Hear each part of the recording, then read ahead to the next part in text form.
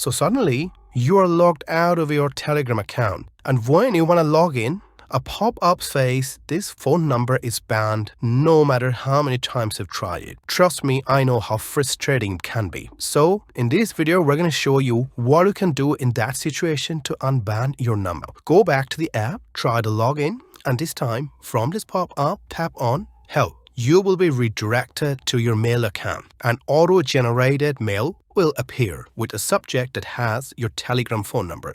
The mail is requesting to resolve this issue.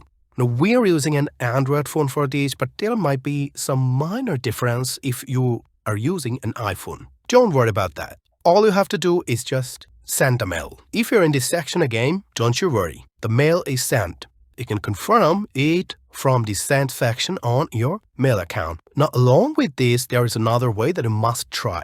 Whatever device you're using, open your browser. Now, search for Telegram support. Enter the website, and in the search box, write down your problem and also add the banned phone number at the end of your message. Now, we'll recommend you to keep this message as short but clear and straightforward as possible.